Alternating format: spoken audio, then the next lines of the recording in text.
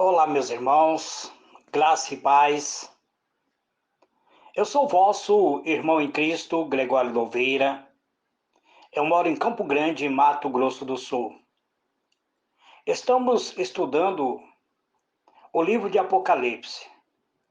Hoje eu gostaria de trazer uma explanação do toque da sétima trombeta.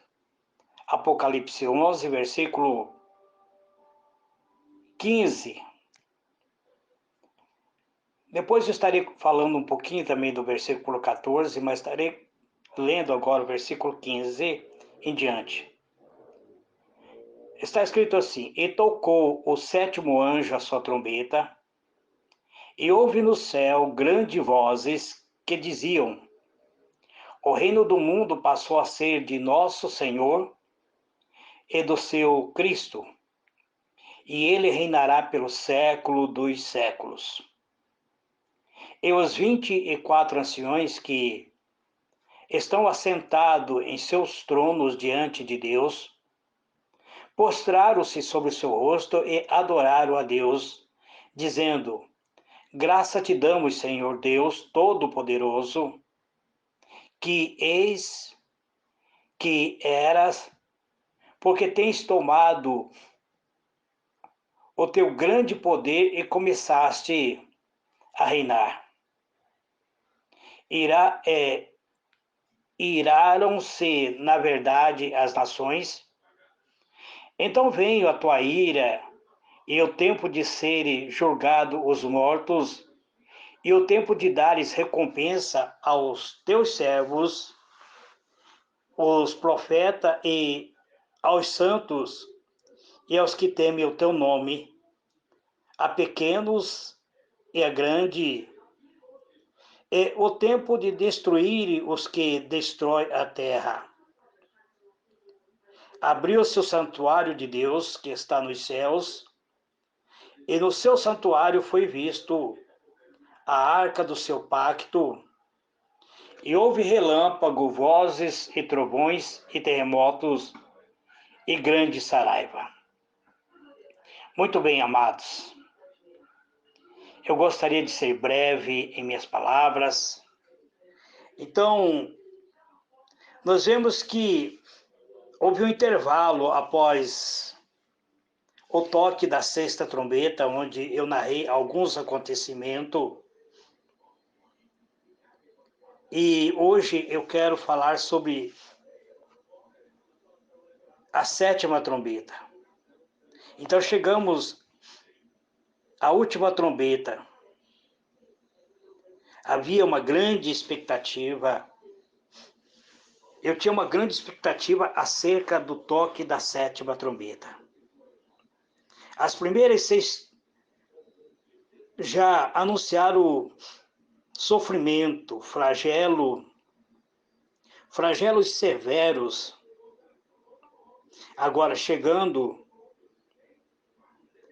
até a morte da terça parte dos homens na sexta trombeta.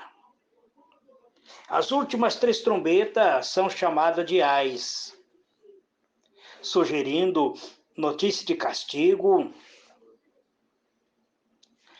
mais forte do que as primeiras 4. Para aumentar mais ainda a nossa expectativa, o anjo que domina a terra e o mar jurou que o mistério de Deus, anunciando aos seus servos e profetas, seria cumprido na sétima trombeta. Temos motivo para ficar ansioso ao chegarmos à última trombeta. A nossa expectativa é o que vai ocorrer no toque da sétima trombeta.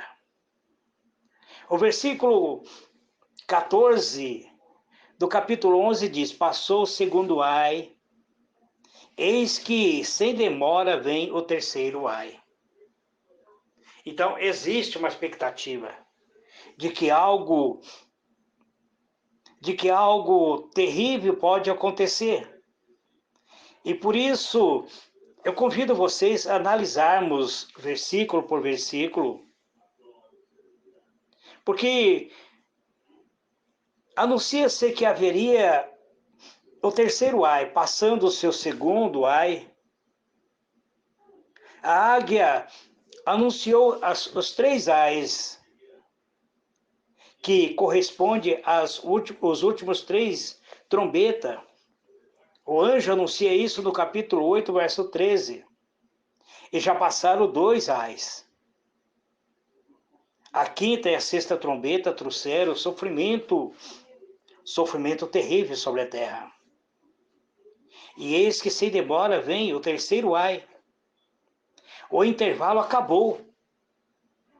Eu falei sobre o intervalo, eu expliquei o que ocorreu nesse intervalo, onde João comeu o livro que estava selado, que foi dado a ele comer este livro. E o segundo ai fala sobre os pregadores, os servos de Deus que pregarão no período na virada do terceiro ano, os últimos 3 anos da grande tribulação. Então vem agora a sétima trombeta. Das 7 trombetas que tocaram, vem sem demora, como prometeu o anjo forte. O último anjo tocou a trombeta, e houve nos céus grandes vozes dizendo: o reino do mundo se tornou de nosso Senhor e do seu Cristo, e ele reinará pelo século dos séculos.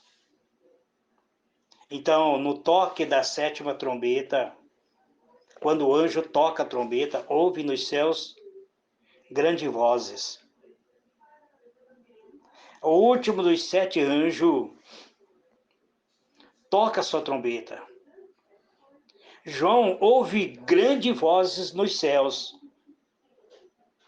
mas ele não identifica as pessoas que falam. Ele não diz fulano de tal falou. Ele ouve vozes de multidão. Pela ligação entre vozes,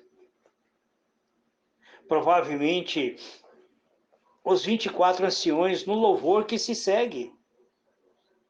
Lembra no capítulo 4 que havia 24 tronos e assentados sobre trono, 24 anciões, e eu expliquei que 12 deles representava a antiga aliança e 12 deles representa os apóstolos de Jesus. 12 deles representa a antiga aliança e 12 a nova aliança feita na cruz por meio de Cristo Jesus. É possível que essa voz seja também dos 4 seres viventes que está no Apocalipse 4. Eu não sei. João não identificou quem seria, quem estaria proclamando em alta voz. Então é possível que seja dos 4 seres viventes. Em outras ocasiões, eles participaram da adoração junto com os 24 anciões. Mas não precisamos saber, pois já sabemos que todas as criaturas nos céus adoram a Deus. O reino do mundo se tornou do nosso Senhor e do seu Cristo, ou seja, a vitória total. Os inimigos que antes perseguiam, machucavam e até matavam os servos do Senhor, agora estão derrotados. Não conseguem apenas vitória transitória. A vitória desses servos que perseguia, desses homens ímpios que perseguiam a igreja, agora cai por terra. Não é uma vitória simplesmente transitória.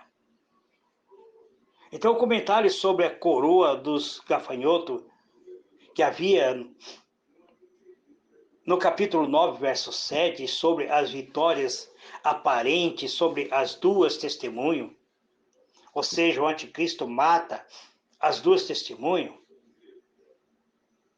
e os gafanhotos que no capítulo 9 marcharam sobre a terra, aparentemente tinham uma coroa de ouro, ou seja, uma falsa vitória.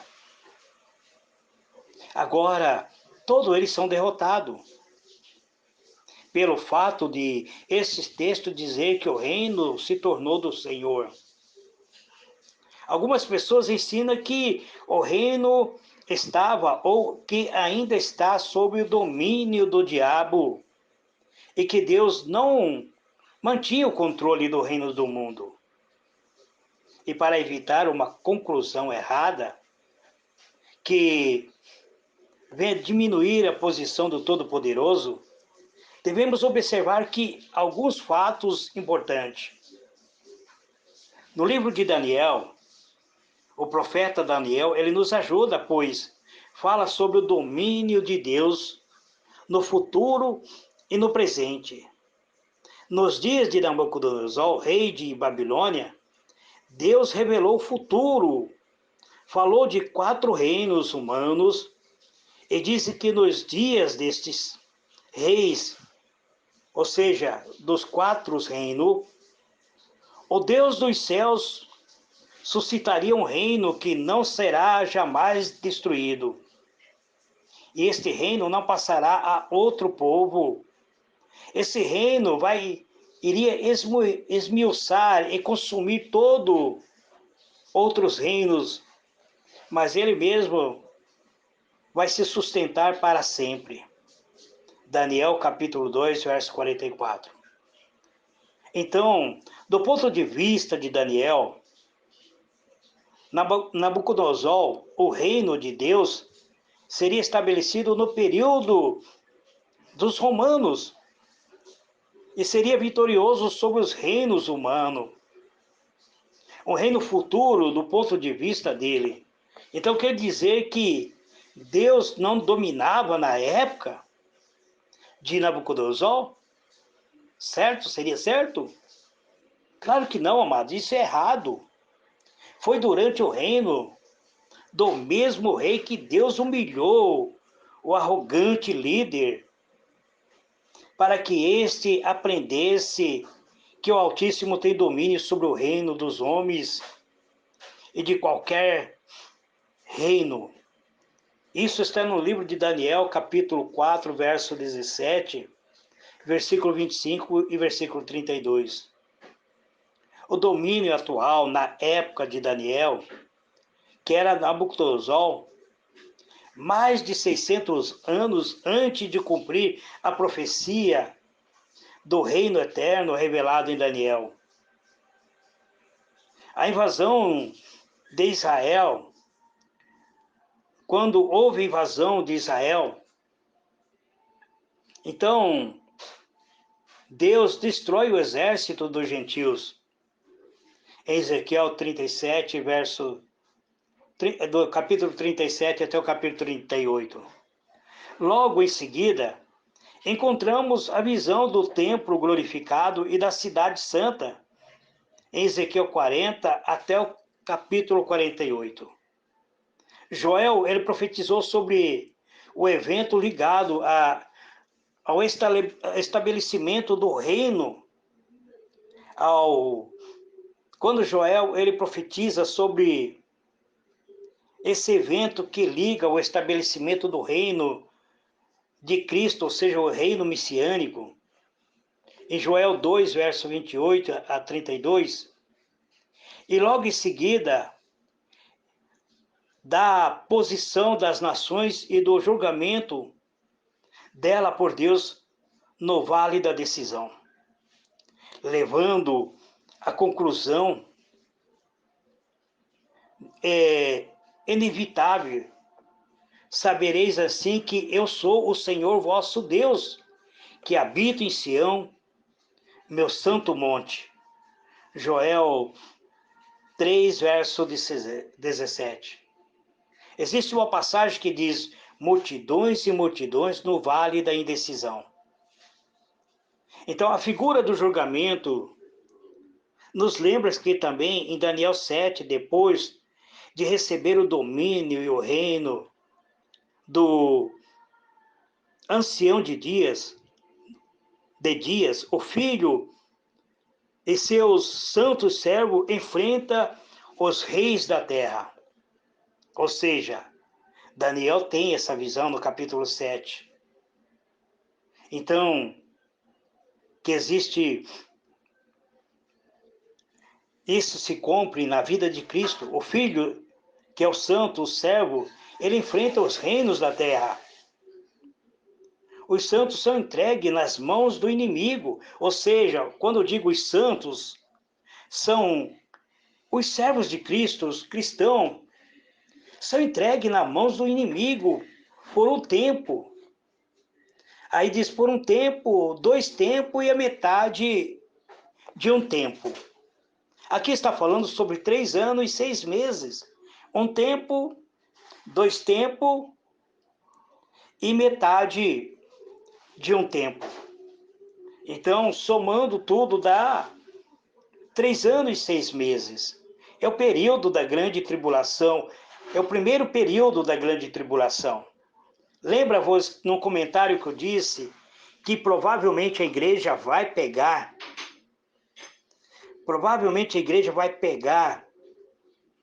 o período, a metade do período da grande tribulação. E quando as coisas começarem a estreitar, quando o anticristo começar a perseguir a igreja será arrebatada.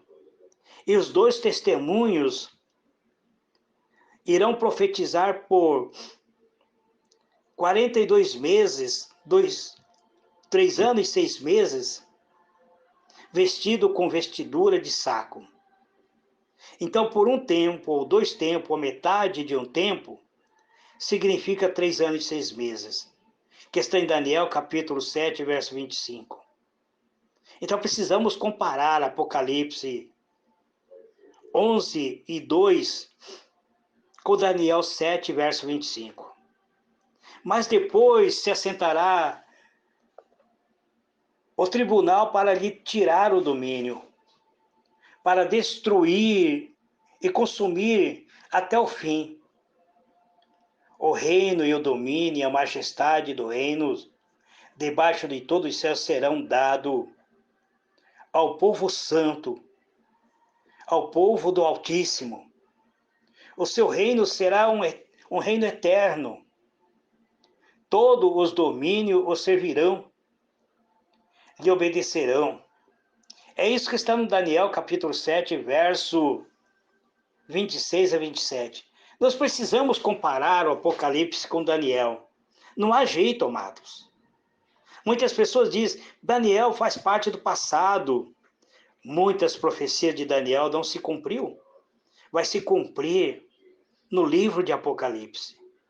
Baseado nesse trecho e nos acontecimentos até este momento no Apocalipse, parece que os mortos aqui são aqueles que estão mortos no pecado, mortos espiritualmente. Aqueles que não têm o espírito de vida vindo da parte de Deus. O julgamento dos santos e o julgamento das nações ímpias, dos opressores que se opuseram aos santos.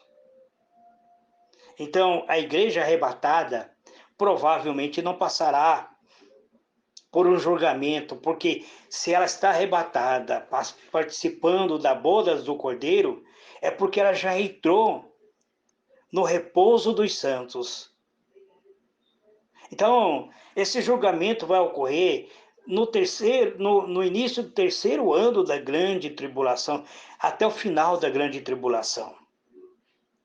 Porque os pregadores remanescentes da última hora, os 2 pregadores, eles vão começar a pregar na virada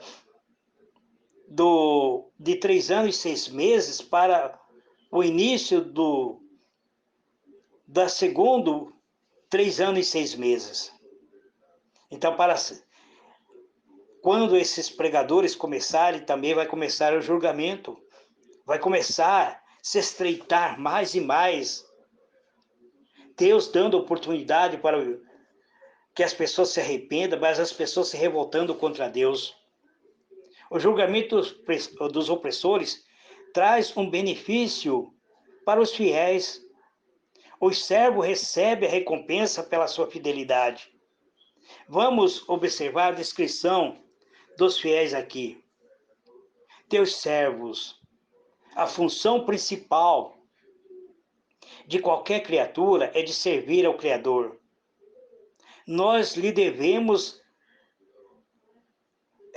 a nossa vida, nós devemos nosso serviço, mas ainda, quando pensamos no valor da redenção que recebemos por meio dele, então nos comovemos cada vez mais a servir ele em fidelidade.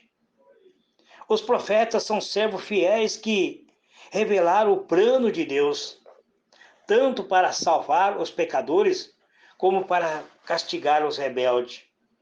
Então, os profetas receberão também o seu galardão, ou seja, os profetas da antiga aliança.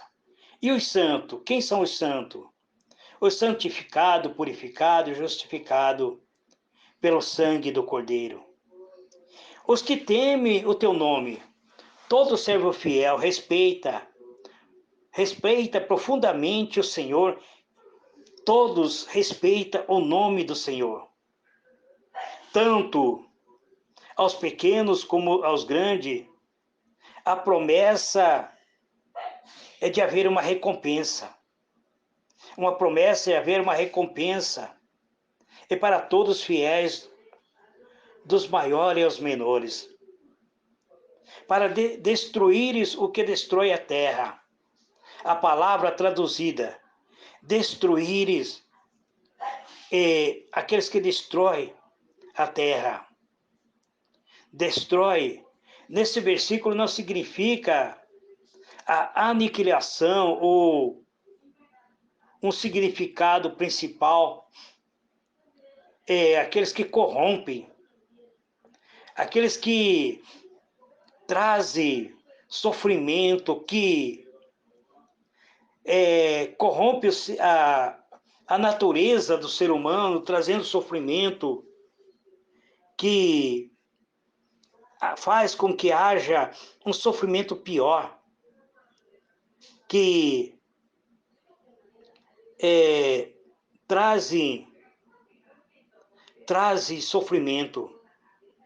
Então, aqui também fala sobre, lembra do anjo que liderava os gafanhotos, Apolion, o destruidor? Então, ele é o destruidor. Ele traz sofrimento. Ele traz a corrupção, arruinando, consumindo tudo que é bom na essência do ser humano. Ele é como uma traça. Então, resumindo, esse versículo é importante. Chegou a hora determinada por Deus para julgar os mortos. Quem será julgado? Eu acredito que a Igreja de Cristo não passará pelo julgamento. A noiva do Cordeiro. Porque se ele entrou participar das bodas do Cordeiro, é uma igreja vencedora. Então quem será julgado? Os ímpios, por não ter ouvido, por não ter entregado sua vida a Cristo Jesus. E quem vai receber a recompensa? Dar a recompensa aos fiéis. Quem receberão a recompensa? Os fiéis. Arruinar aqueles que corrompem a terra. Quem corrompe a terra? Lembra do destruidor, Apolion? Então, ele é que corrompe a terra. Então, Agora veremos a vitória de Cristo, que vence todo o mal. É motivo de alegria, de adoração nos céus. Abriu-se então o santuário de Deus. Versículo 19. Abriu-se então o santuário de Deus, que se acha nos céus. E foi visto a arca da aliança no seu santuário, e sobreveio relâmpago, vozes e trovões, terremoto e grande saraiva, ou grande saraivada. Abriu-se então o santuário de Deus, santuário que se acha no céu. Esta parte do livro começa no capítulo 4, quando João ouve, ele diz: olhei para os céus, depois dessas coisas olhei e vi uma porta aberta nos céus, e ouvi o som de uma voz que dizia: vem, mostrar-te as coisas que depois desta deve acontecer. Então, esta parte deste livro começa no capítulo 4, quando o céu foi aberto. E João subiu para descrever as coisas que ele viu. E termina com uma visão do santuário aberto nos céus, sabendo que o verdadeiro santuário, ele é celestial. E que o tabernáculo e o templo era mera cópias daquilo que é real. Então, esse santuário verdadeiro, ele será aberto para os verdadeiros adoradores. A vitória de Jesus na morte rasgou o véu de separação, porque antes o ser humano não podia se aproximar de Deus. Mas agora, quando Cristo abre esta porta, então a vitória de Jesus, ele traz-nos uma porta aberta. Esta porta vai permanecer até o dia do arrebatamento, mostrando que ele abriu o acesso ao Pai e se tornou o único mediador entre Deus e o homem. Então, ele intercede por nós, como nosso advogado junto ao Pai. Ele intercede por mim e por você. Quando o inimigo da nossa alma, ele aproxima-se do trono de Deus para acusar a cada um de nós, para trazer acusação, porque todo ser humano é falho, porque todo ser humano tem tendência para pecar, mesmo quando somos servos de Deus. Enquanto vivemos aqui na terra, amados, somos sujeitos a pecar. E toda vez que pecamos, o inimigo da nossa alma, ele se aproxima do trono de Deus para nos acusar, para nos trazer a condenação sobre a nossa vida. E Jesus é o nosso advogado. Ele está junto ao Pai. Foi visto essa arca da aliança, melhor, a arca da aliança que ele fez. Não é a arca da aliança. Não é a arca limitada, dada aos judeus no Velho Testamento. Não é a arca construída por Noé, mas é a arca de Deus. Esta arca representa a perseverança de Deus na aliança feita em Jesus. A aliança que traz remissão dos nossos pecados pelo sangue dele derramado na cruz do Calvário, pelo sangue purificador. E sobreveio relâmpago, vozes e trovões e terremoto, e grande saraivada. Mesmo neste momento da vista gloriosa dos céus, não podemos esquecer da batalha travada contra o inimigo. Como esta trombeta resume tudo que vem pela frente. Assim, cumprindo o mistério de Deus, anunciado aos profetas, há um elemento forte do poder de Deus para castigar o destruidor, para castigar o Apolião, para aquele que destrui a terra. Mais uma vez, encontramos este símbolo deste poder de Deus. A voz dele será ouvido, o poder dele demonstrado na explicação mais detalhada nos capítulos que nós estaremos seguindo. Nós veremos no capítulo 12 um acontecimento extraordinário, mas eu quero concluir, amados, para que eu voltarei amanhã trazendo o capítulo 12. Depois de tanta expectativa, encontramos na sétima trombeta a visão da vitória, enquanto claramente inclui elementos de castigo e destruição dos inimigos. Então, nós vemos que aqui a vitória do Senhor e dos seus santos. Deus fez o que prometeu. Os adversários fizeram o possível para destruir o reino dele.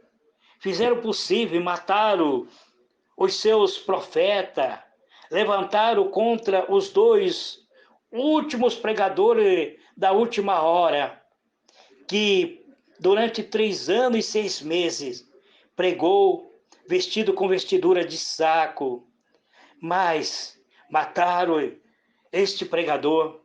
Mas após 3 dias de exposição diante das câmaras de televisão, esses 2 pregadores ressuscitam. Agora, nada o anticristo pode fazer contra os servos de Deus, contra o Cristo de Deus. A vitória do Senhor é agora completa. Ele destrói os inimigos e salva. Ele exalta os fiéis. Por isso, ele merece a adoração de todos os seus servos, começando com a voz que sai dos céus, com a voz que sai. É importante frisar o significado dessa trombeta em relação aos restos do livro. 7 selos foram abertos e a última revelou 7 trombetas. As 7 trombetas nos leva até o fim do cumprimento do ministério revelado por Deus aos profetas. Mas a 7ª não termina aqui, ela inicia, é o início de tudo. Nós vamos ver isso numa próxima ministração que eu farei. Que Deus vos abençoe. Graça e paz. Eu sou vosso irmão em Cristo, Gregório de Oliveira. Fique na paz do Senhor Jesus. Amém e amém.